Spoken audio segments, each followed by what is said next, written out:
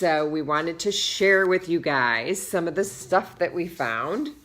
So we ended up having lunch. It's called Farmhouse.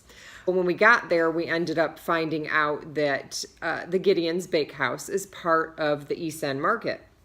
So it's a building, and you just go in, and there's a bunch of different vendors and stuff in there, and Gideon's Bakehouse is in there. And so they had a bunch of other vendors, and we decided to check out what the other places had. But we had a really great burrito, scrambled eggs, chorizo, and queso fresco. It was really good. And they had a bunch of other great stuff on the menu too. The vendor there was called Skybird.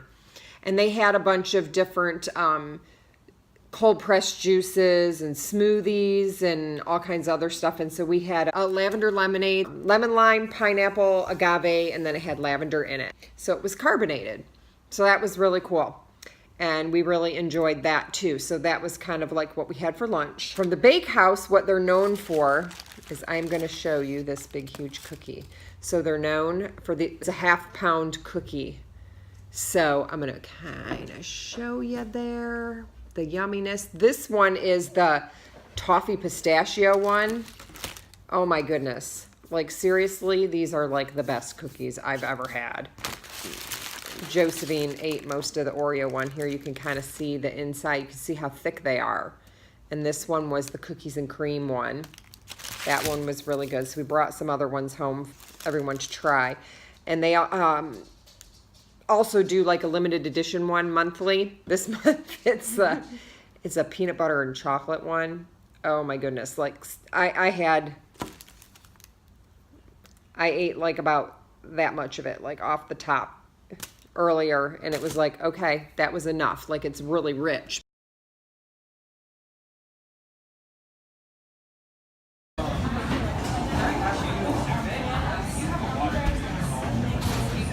Horrible. I like cookies. They make me sparkle. And then on Saturdays, they have other vendors out at the East End Market. So that was really neat. Like Gideon's can have a line. Okay, so I did end up finding that out too.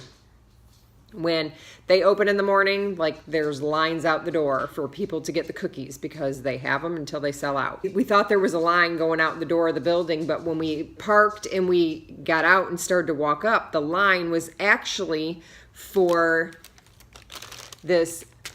Mochi Dochi donuts. And they had a line like out their tent and around the building. So when we got done eating and we were all done inside, we walked by and Josephine was familiar with the donuts. Super nice and sweet, and so they gave us a donut to try. Okay, because we don't have the whole thing, but this is what they look like. So they're like little circles, and you can just break them off or whatever. So they gave us this one, which was a Oreo and cookie butter one. So what makes them different is that they're made with mochi flour, which is a rice. It's a Japanese rice. They're not gluten-free though, so there's other stuff in it that's not gluten-free. So unfortunately, they're not totally gluten-free, but they're made with rice flour. Josephine wanted to go back, so she went back and bought this ube, which is it's like a yam. So the donuts are really cool. So then they gave us this pandan coconut one to try. What makes them different too is that like they don't have like the same consistency as a regular donut. They're like really, I'm gonna try and break it apart here because they're like really super gooey. Like you can see they're like really sticky. Like they're like really sticky and spongy. Okay, a piece. And when you chew it, it's like you can feel like how spongy it is. And they're not like super sweet like regular donuts either.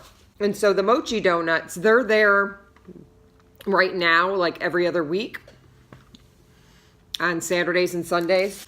Gonna work on a blog post, tell you guys more about some of the businesses and stuff that are in East End Market because it's a really cool place.